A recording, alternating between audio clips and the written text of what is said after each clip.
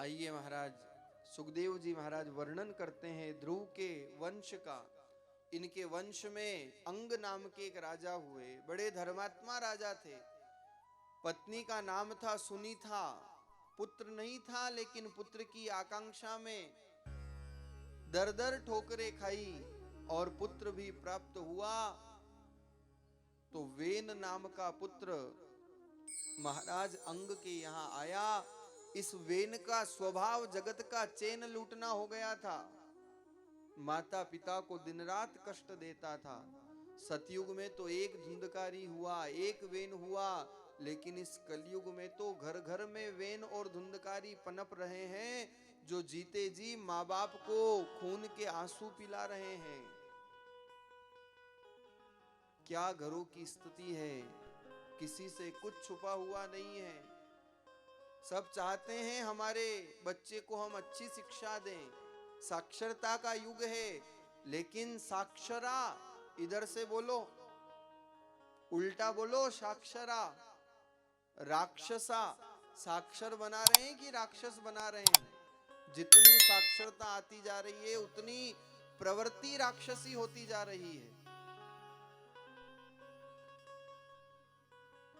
इसलिए संपत्ति दे पाओ या न दे पाओ अपने आने वाली पीढ़ी को, क्योंकि अगर केवल संपत्ति देकर के जाओगे तो वो संपत्ति की विल बनेगी और उस विल के पीछे सब लड़ेंगे झगड़ेंगे। लेकिन अगर संपत्ति के साथ साथ संस्कार देकर के गए तो तुम्हारी भी गुडविल बनेगी और उसकी भी गुडविल बनेगी। अब ये निश्चित करना है कि केवल विल बनाना चाहते हो या गुडविल बनाना चाहते हो। और इसलिए मैं अक्सर कहा करता हूं, मत शिक्षा दो इन बच्चों को चांद सितारे छूने की। ऐसे ऐसे प्रकरण सामने आते हैं कलयुग में। अखबार के मुखपृष्ठ पर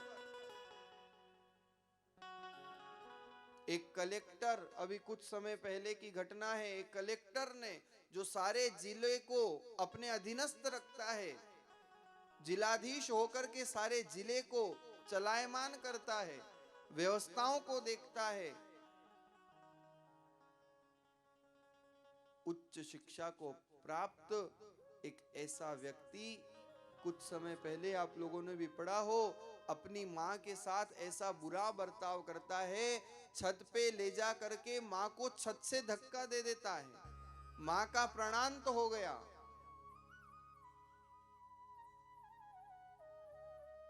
लेकिन पास में सीसीटीवी फुटेज से जब सत्यता सामने आई तो लोगों ने दांतों तले अंगुली दबा ली। बड़े बड़े शहरों में लोग माँ बाप को फ्लैट में बंद करके चले जाते हैं, बरसों तक कोई उनकी सार संभाल करने वाला नहीं होता, उनके कंकाल मिलते हैं। कई ऐसी खबरें अखबारों के मुखपृष्ठ पर होती है और इन अवस्थाओं को देख करके यही मन में विचार आता है कि मत शिक्षा दो इन बच्चों को चांद सितारे छूने की, क्योंकि चांद सितारे छूने वाले एक दिन छोड़ करके चले जाएंगे। हर माँ बाप को इच्छा होती है कि मेरा पुत्र मेरे बुढ़ापे में मेरी लकड़ी बने, मेरा आसरा बने, मेरा सहारा बने। लेकिन वो इतना साक्षर हो जाता है कि अपनी मथुरा अलग ही बसा लेता है। मत शिक्षा दो इन बच्चों को चांद सितारे छूने की, चांद सितारे छूने वाले एक दिन छोड़ करके चले जाएंगे। अरे इन बच्चों को शिक्षा दो चरण छूने की, क्योंकि जो चरण छुएंगे वही रिश्ता निभा पाएंगे, वही जीवन में रिश्ता निभा पाएंगे। हम संस्कार देंगे तो वो रिश्ता सदैव बना रहेगा। क्या मानस में गोस्वामी जी महाराज लिखते हैं, प्रातः काल उठ के रघुनाथा माता पिता को प्रणाम करते हैं। साक्षात परमात्मा गुरु पितु मात प्राण सम जाके, चार पदार्थ करतलता के। प्राणों से भी प्रिय जिनको गुरु माता पिता होते हैं, संसार के चारों पदार्थ, ये मानस की चौपाइयां कोई साधारण चौपाइयां नहीं, ये वेद की ऋचाएं हैं जो सत्यता पर घटित होती है। संसार में उन्हें सब कुछ प्राप्त हो जाता है। वेन का ऐसा चरित्र है, महाराज अंग को इतना कष्ट दिया, इतना कष्ट दिया कि महाराज अंग पहले तो पुत्र की लालसा से भटकते रहे, लेकिन जब ऐसा दुष्ट पुत्र प्राप्त हुआ तो सब कुछ छोड़कर के घर से निकल गए। मन में विरक्ति आ गई। व्यक्ति के जीवन की आखिरी चोट वैराग्य ही होती है। जब बहुत सिर के ऊपर से पानी निकलता है तो और कोई रास्ता उसे सूझता नहीं। अब तो महाराज अंग को राजगद्दी प्राप्त हो गई, पहले ही तो रीछ और फिर उस्तरा हाथ लग जाए तो क्या दशा होगी। अयोग्य व्यक्ति के हाथ में जब सत्ता आती है तो उसका दुरुपयोग करता है। इस वेन ने सारे राज्य में ऐलान करा दिया, कोई यज्ञ नहीं करेगा, कोई दान नहीं करेगा, कोई पुण्य नहीं करेगा। अगर यज्ञ करना है तो वेनाय स्वाहा वेनाय इदम न मम का जाप करना होगा। चारों तरफ अराजकता अत्याचार फैलने लगा। एक दिन कुछ ऋषि महर्षियों ने आकर के वेन को समझाने का प्रयास किया कि ये तुम अच्छा नहीं कर रहे हो। इसने ऋषियों का अपमान किया। एक ऋषि सहन नहीं कर पाए और अपनी योगाग्नि से वेन का प्राणांत कर देते हैं।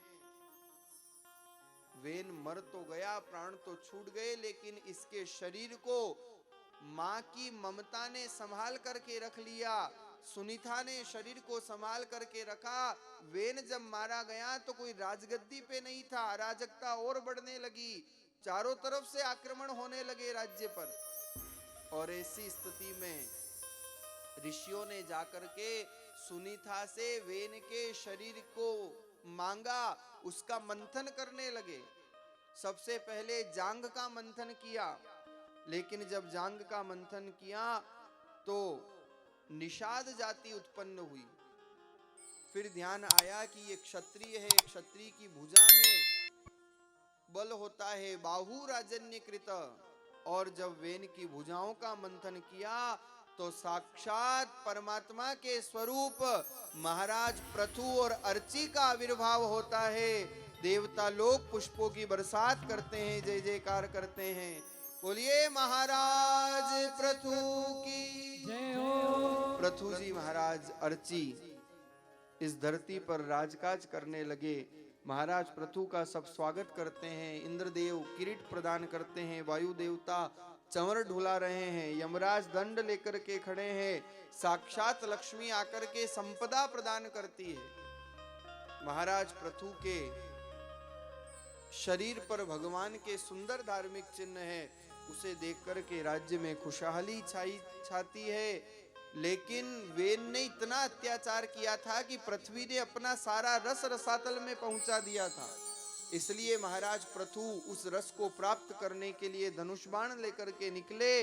आगे आगे पृथ्वी का रूप धारण करके गाय दौड़ रही है, पीछे पीछे धनुष बाण लेकर के महाराज पृथु जा रहे हैं। जब आगे आगे गाय गई और महाराज पृथु ने आक्रमण करने लगे तो गाय चरणों में आकर के गिर पड़ती है। मेरा क्या दोष, आप क्यों मुझे मारना चाहते हो? वेन के अनाचार अत्याचार के कारण मुझे ये कार्य करना पड़ा। जिस प्रकार से एक गौ का दुग्ध प्राप्त करने के लिए वत्स की आवश्यकता होती है, आप मुझे वत्स के रूप में प्राप्त हुए हो। मैं पुनः धरती पर संपूर्ण रस प्रदान कर दूंगी और पृथ्वी अपना संपूर्ण रस पुनः पृथ्वी पर व्याप्त होता है। चारों तरफ खुशहाली छाती है। महाराज पृथु के समय में शहरों का, नगरों का, गांवों का निर्माण हुआ। ये सारी संरचनाएं हुई। भागवत उठा करके पढ़ो। आज के पढ़े लिखे लोग कहते हैं कि ये सारे कार्य हम मोहनजोदड़ो की सभ्यता से सीखे हैं, नगर बनाना, गांव बनाना, शहर बनाना। लेकिन मोहनजोदड़ो की सभ्यता तो कुछ सैकड़ों वर्षों पहले की है। श्रीमद् भागवत महापुराण उठा करके देखो, हमारा सनातन धर्म कैसा है। अरे नासा के कुछ वैज्ञानिकों ने कुछ वर्ष पूर्व कहा कि पृथ्वी गोल है, लेकिन क्या भागवत प्रमाण देती है? नासा तो अभी उत्पन्न हुआ, लेकिन भगवान वराह का आपने दर्शन किया होगा। भगवान वराह का स्वरूप कैसा है? जहां भगवान ने वराह रूप धारण किया है और नासिका पर गोल पृथ्वी को धारण कर रखा है। ये चित्र कितने वर्षों कितने हजारों वर्षों पुराना है। हमारे धर्म शास्त्र, हमारा सनातन धर्म आज जो विष्कार हो रहे हैं उनको पहले ही प्रमाणित कर चुका है। पृथ्वी गोल है, इसकी खोज कोई नासा ने नहीं की। हमारे धर्म शास्त्रों में कितने ही प्रमाण पूर्व में इस बात के दिए जा चुके हैं। महाराज पृथु ने जीने की कला सिखाई है, नगर राज्य इत्यादि का निर्माण किया है, और आप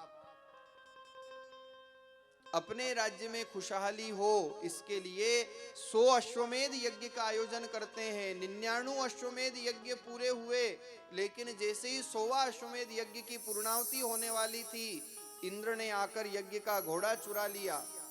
क्योंकि इंद्र को चिंता होने लगी, कहीं महाराज पृथु मेरे स्वर्ग का सिंहासन न मांग ले। हर कुर्सी वाले को यही दिन रात चिंता लगी रहती है, कभी कोई मेरी कुर्सी मेरे से न छीन ले।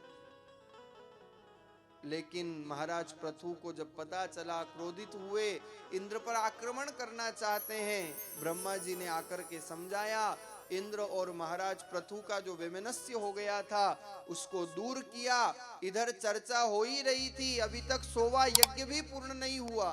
ब्रह्मा जी ने कहा कि महाराज पृथु, आप तो सौभाग्यशाली हो, आप विवेकवान हो, आप क्यों 100वें यज्ञ को अपनी प्रतिष्ठा का विषय बनाते हो? क्योंकि जहाँ ईगो आड़े आता है ना, जहाँ प्रतिष्ठा का विषय होता है, तो वह व्यक्ति कुछ भी नहीं देखता। महाराज पृथु ने जब ब्रह्मा जी की ये बात सुनी तो नतमस्तक हो जाते हैं, और जैसे ही नतमस्तक हुए, अभी 100वां यज्ञ भी पूर्ण नहीं हुआ था, और यज्ञ वेदी से साक्षात यज्ञ नारायण भगवान का आविर्भाव होता है। बोलिए यज्ञ नारायण भगवान की।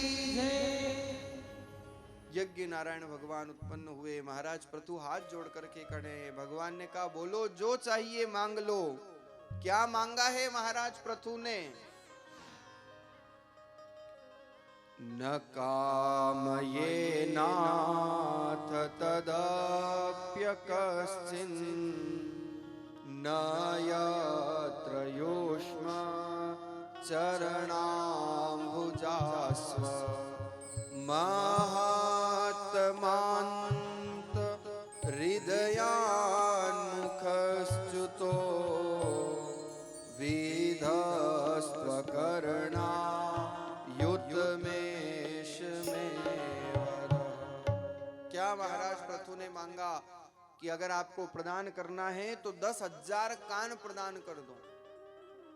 अब 10,000 कान का मतलब ये नहीं कि 5,000 इधर और 5,000 इधर। 10,000 कान का तात्पर्य है, महाराज पृथु कहते हैं, प्रभु आपके गुणानुवाद, आपके यशोगान, आपकी कथा सुनने में ये 2 कान की शक्ति कम पड़ती है।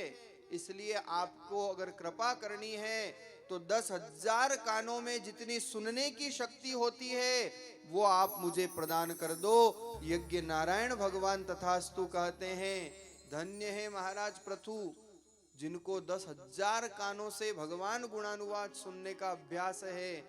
और महाराज हमें तो इस कलयुग में इन 2 कानों को भगवान की कथा सुनाने का अभ्यास कराना पड़ता है, अभ्यास है नहीं।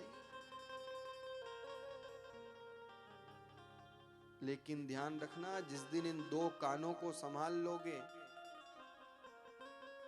उस दिन परमात्मा की कृपा हो जाएगी।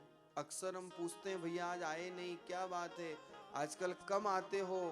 लोग कहते हैं, महाराज आजकल कमाते हैं इसलिए कम आते हैं, क्योंकि दुकान पर बैठना पड़ता है।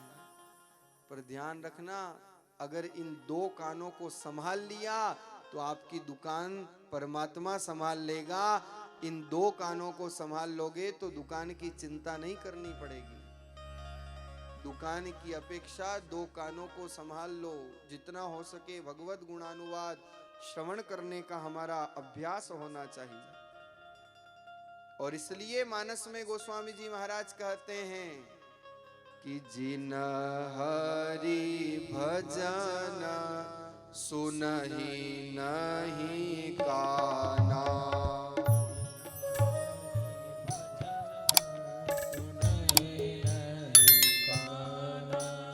श्रवण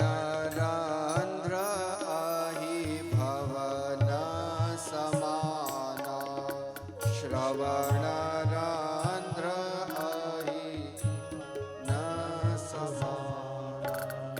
जिन हरि भजन सुनई नहीं काना, श्रवण रंध्र अहि भवन समाना। जिन्होंने कभी बैठ कर के भगवत गुणानुवाद नहीं सुने, वो कान कान नहीं है, वो सर्प के बिल हैं और उससे ज्यादा कुछ भी नहीं है। इसलिए इन दो कानों को जितना हो सके भगवत गुणानुवाद श्रवण करना चाहिए। लेकिन महाराज लोग कथा भी जब सुनते हैं जब कानों से सुनना कम हो जाए, और इसलिए महापुरुषों ने कहा है कि पाव छते कर गोन हरि दिश, फेर ये पाव चले ना चले, श्रवण छते हरि कीरत को सुन, फेर ये श्रोण मिले ना मिले।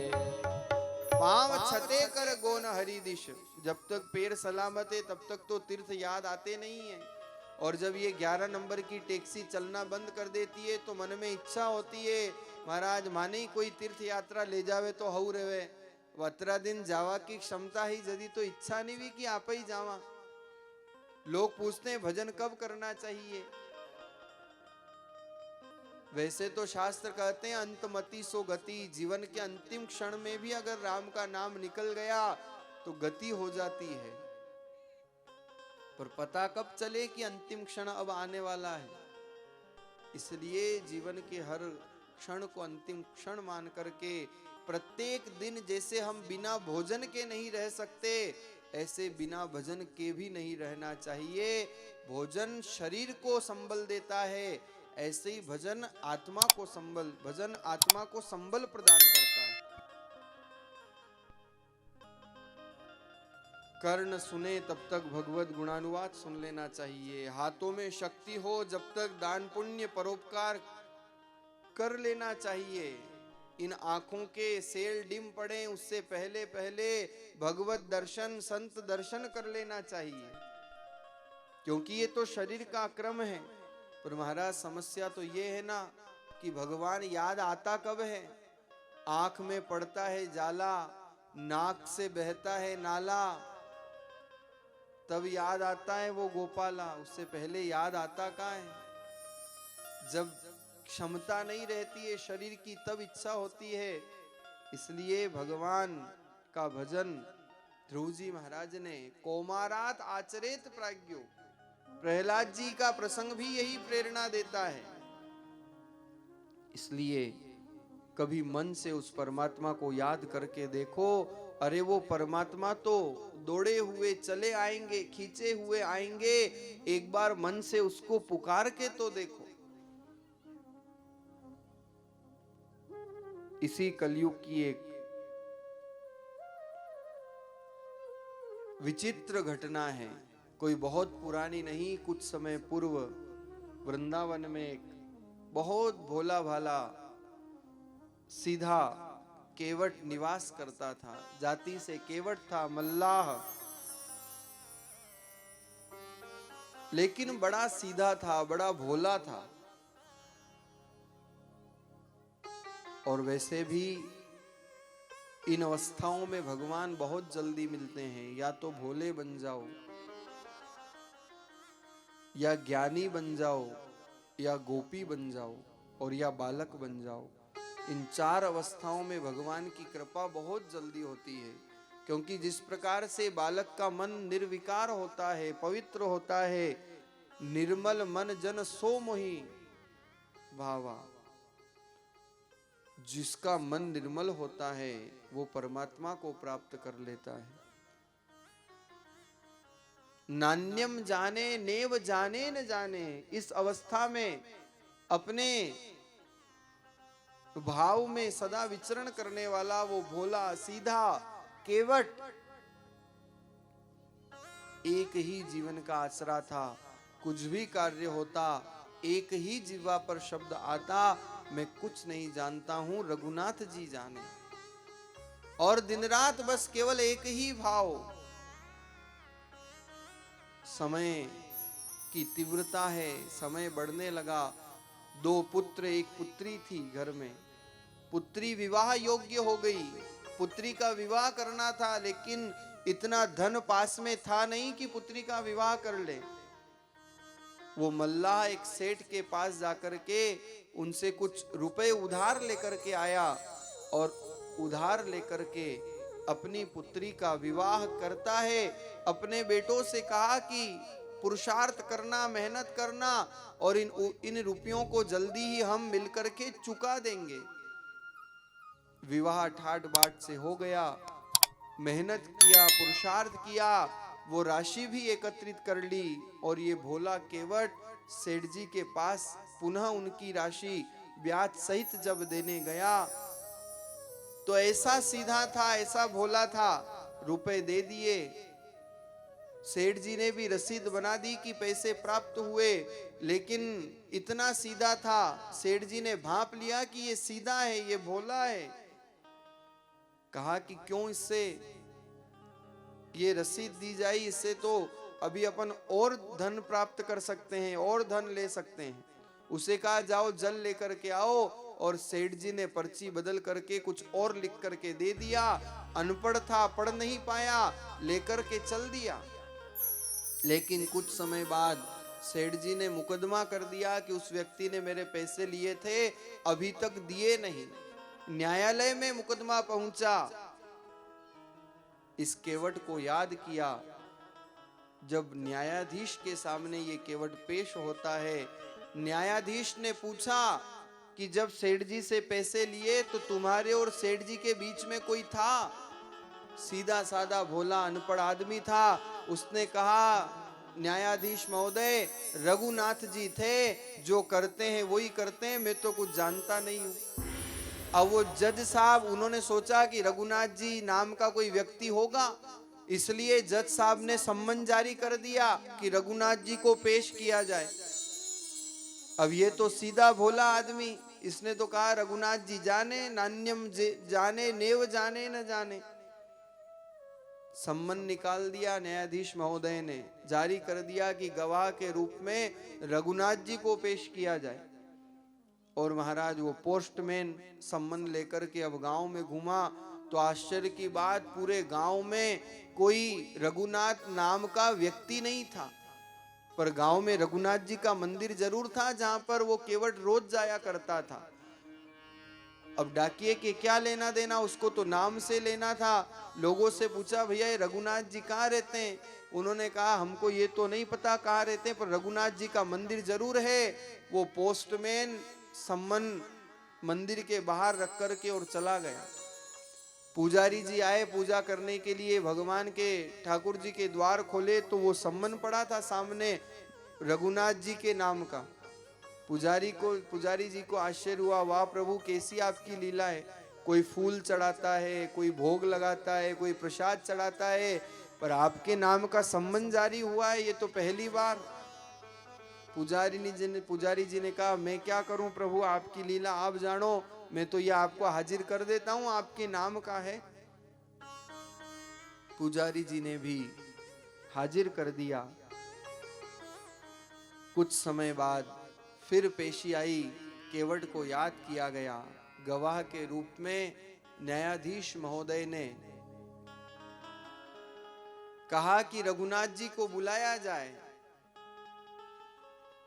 लेकिन ये केवट इतना भोला, इतना सरल, इतना सहज, अपने भगवान की मस्ती में मस्त रहने वाला, और इसलिए बस एक ही प्रार्थना किया करता था प्रभु से,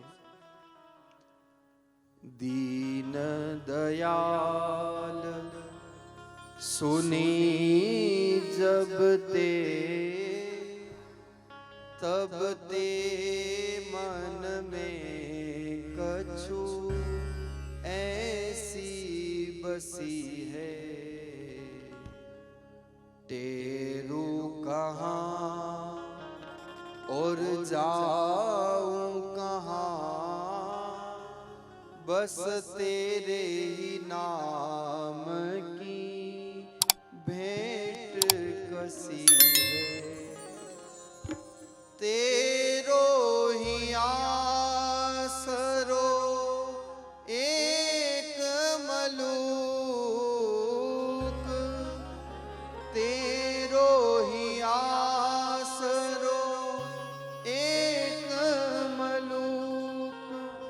नहीं प्रभु से कोई और जसी है। एहो मुरारी पुकारी कहूँ, अब मेरी हंसी नहीं तेरी हंसी है। यही मुरारी पुकारी कहूँ, अब मेरी हंसी नहीं तेरी हंसी है। केवट ने कहा प्रभु मेरा तो कुछ नहीं जाएगा, लाज जाएगी आपकी जाएगी, मैं आपके भरोसे हूँ, मेरी हंसी नहीं होगी, ये हंसी आपकी होने वाली है। और महाराज भगवान के उस लाडले भक्त की आवाज भला भगवान कैसे नहीं सुनते। कोर्ट में न्यायालय में आवाज दी जाती है, रघुनाथ जी हाजिर हो हाजिर हो हाजिर हो हाजिर हो। ऐसे 3 नारे जो लगाए हैं, चाल अटपटी सी, एक वृद्ध की झुकी सी देह, दुपटी फटी सी, शीश बांधे धर धाये हैं, माथे पर रोरी चारू चंदन चढ़ाए हैं, और साहब के सामने विनीत चपड़ासी साथ आज रघुनाथ जी गवाह बन आए हैं। आज रघुनाथ जी गवाह बन आए हैं। देखा न्यायाधीश ने एक बुढ़ा व्यक्ति, कमर झुकी हुई है, अटपटी सी चाल है, और न्यायालय के कटघरे में आकर के खड़ा हो जाता है। न्यायाधीश ने पूछा आपका नाम रघुनाथ है? रघुनाथ जी कहते हैं कि हाँ मेरा नाम रघुनाथ है। न्यायाधीश ने पूछा क्या जब इस केवट ने सेठ जी से रुपए लिए तो आप बीच में थे? भगवान ने कहा हाँ मैं ही बीच में था। बोले इसका क्या प्रमाण? अंतर्यामी थे परमात्मा। आज न्यायालय के कटघरे में खड़े होकर के कहा कि सेठ जी की अलमारी में, इस अलमारी में इतने नंबर की ड्राज में वो पर्ची रखी हुई है, आप जाकर के आप यहां से किसी को भेजिए और वो मंगवाइए। न्यायाधीश के सामने जब ये बात आई तो न्यायालय से व्यक्ति गया, सेठ जी की अलमारी में रखी हुई वो पर्ची जिस पर सेठ जी ने लिखा था कि पूरे पैसे प्राप्त हो चुके हैं, आज न्यायालय में जब जज साहब के सामने आई तो दूध का दूध और पानी का पानी हो गया। केवट बाइज्जत बरी हो जाता है। लेकिन न्यायालय में जो न्यायाधीश महोदय थे, जज साहब, उन्होंने जब रघुनाथ जी के रूप में उस वृद्ध व्यक्ति को देखा और केवट की सरलता देखी तो उनका मन रीझ जाता है। आज तक ऐसा अलौकिक दर्शन नहीं किया था। पूछ लिया केवट से कि ये रघुनाथ जी कहाँ रहते हैं, कौन है ये? केवट तो भोला भाला बोले यहीं रहते हैं मंदिर में। न्यायाधीश महोदय ने सोचा कि कोई मंदिर के पुजारी होंगे, वहां रहते होंगे। बोले क्या मंदिर में ही रहते हैं? केवट ने कहा मंदिर ही उनका है। अब जज साहब पढ़े लिखे, केवट अनपढ़, लेकिन कई बात पढ़े लिखों को भक्ति की, धर्म की बात समझ में नहीं आती है, क्योंकि उसके लिए सरल हृदय चाहिए। ऐसा सरल भोलापन, सरल हृदय जो केवट का था, मल्लाह का था, जज साहब समझ नहीं पाए। चपड़ासी को बुलाया कि तुम कहां पर संबंध देकर के आए थे? बोले मैं तो मंदिर में रख करके आया था कागज। गांव में एक ही रघुनाथ जी के नाम का मंदिर है, मुझे और कुछ पता नहीं, कोई आदमी मिला नहीं। जज साहब को जब ये पता चला कि गांव में तो कोई रघुनाथ जी नाम का व्यक्ति नहीं, ये चपड़ासी तो सम्मन लेकर के मंदिर में गया था और यहाँ न्यायालय में कोई रघुनाथ नाम का व्यक्ति नहीं आया, अपितु साक्षात परमात्मा मेरे न्यायालय में कटघरे में आकर के खड़े हुए थे। जो न्यायाधीश ने सुना, जज साहब के पैरों के नीचे से मानो धरती सरक जाती है। और जज साहब के मन में बहुत पश्चाताप हुआ। आज जज साहब मन में पश्चाताप कर रहे हैं। पश्चाताप इस बात का नहीं था कि मैं भगवान को समय पर पहचान नहीं पाया। मन में एक खुशी तो थी कि भगवान के दर्शन हुए, लेकिन आज न्यायाधीश महोदय मन ही मन विचार करते हैं कि मैं भगवान के सामने बैठा रहा और भगवान कटघरे में मेरे सामने आकर के खड़े रहे, मैं पहचान नहीं पाया। और जज साहब ने मन ही मन पश्चाताप करके कहा, शिव सारद नारद शेष गणेश हूँ के नहीं ध्यान में आते रहे। शिव सारद नारद शेष गणेश हूँ के नहीं ध्यान में आते रहे।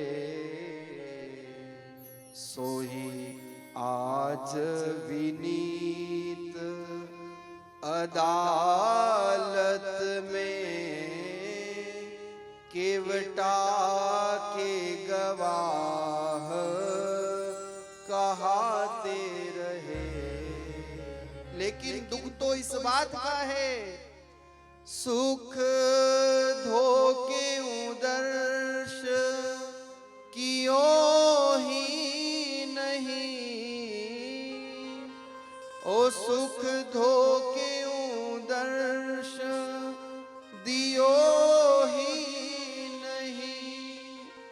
दुख नाही भयो तज जाते रहे। इस बात का दुख नहीं है कि भगवान दर्शन देकर के छोड़कर चले गए।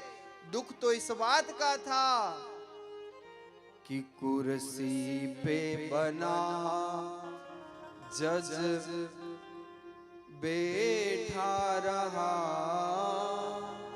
कुर्सी पे बना जज बैठा रहा। जगदीश खड़े समझाते रहे। जगदीश खड़े समझाते रहे। मैं कुर्सी पर बैठा रहा और भगवान खड़े होकर के मुझे समझाते रहे, मेरे समझ में नहीं आई। इस बात का मन में पश्चाताप रहा। और उसी दिन जब जज साहब को पता चला कि साक्षात भगवान आए थे, दादू साधु देख के दीजे शीश नवाए।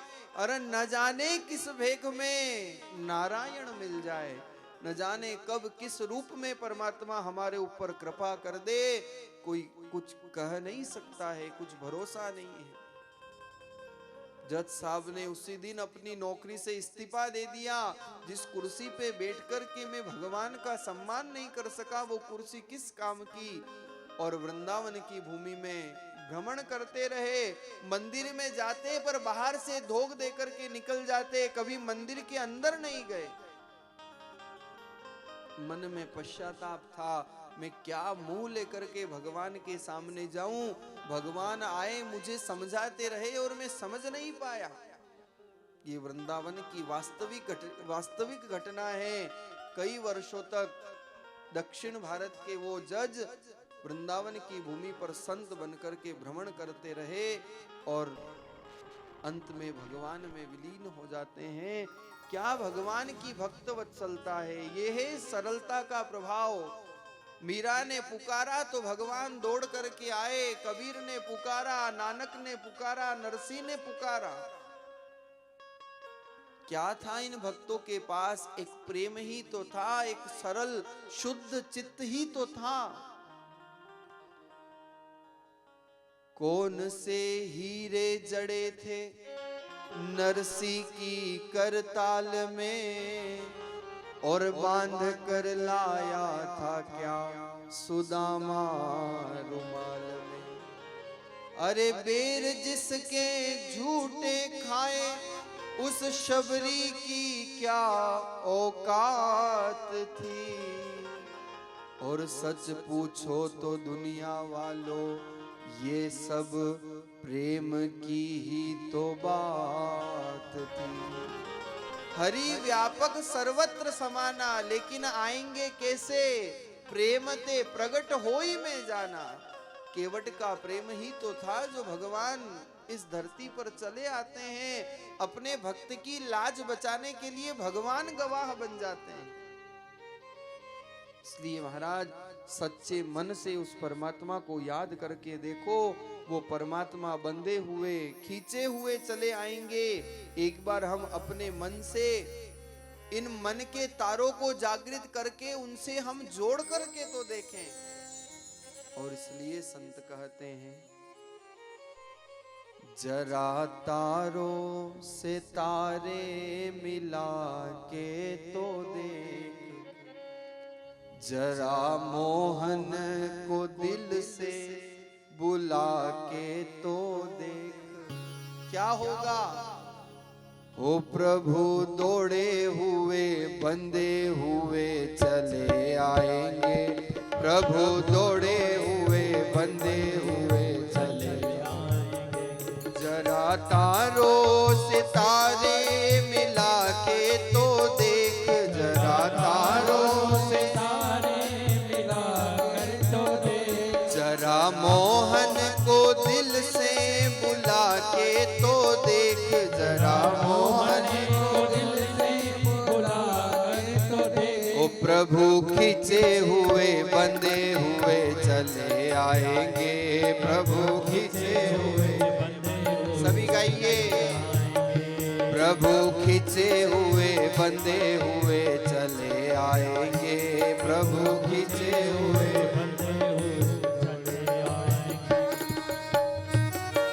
मीठी मीठी तालियों की सेवा करते हुए सभी प्रेम से गाइए। बोलिए सांवरिया सेठ की जय हो।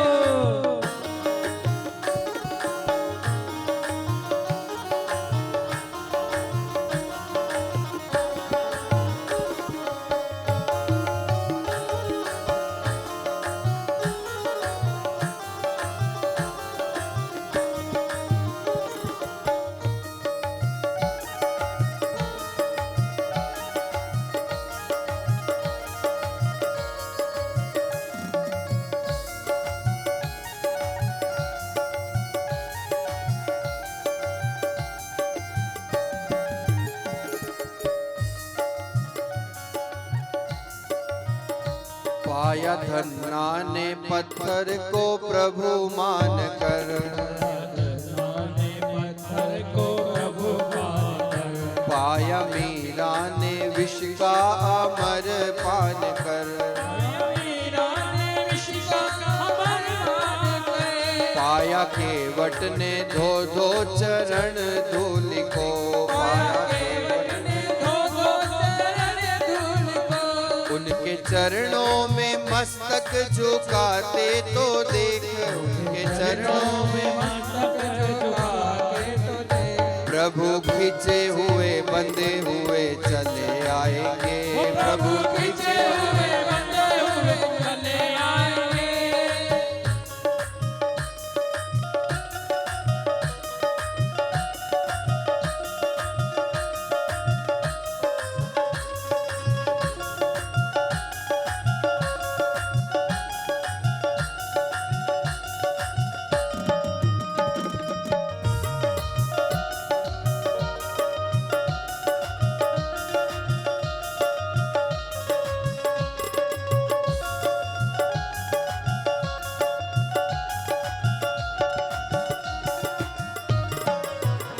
पाया जिसने भी उसको मिला प्रेम धाम, जिसने भी उसको मिला प्रेम धाम। तारे पत्थर लिखा जिन पे रघुवर का नाम, तारे पत्थर लिखा जिन पे रघुवर का नाम। तेरी नैया को तेरी तेरी नैया को तू किनारे लगा देख, तेरी नैया को लगा के तो देख क्या होगा।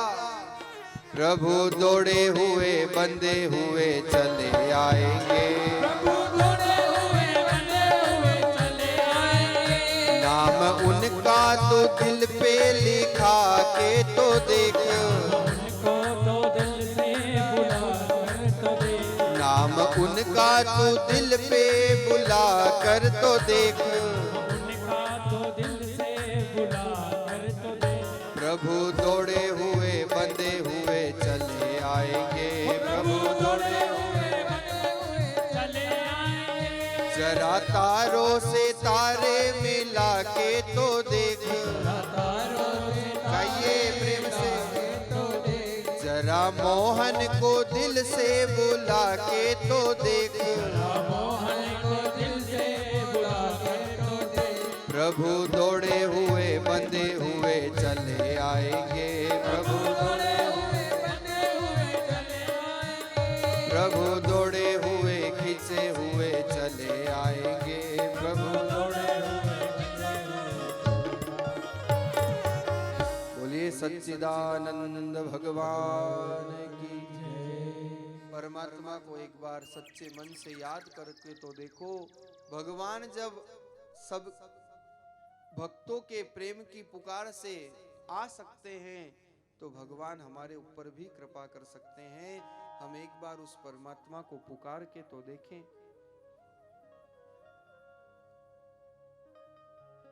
सुखदेव जी महाराज वर्णन करते हैं कि महाराज पृथु अपने राजकाज को संभाल करके भगवान का भजन करके भगवान में विलीन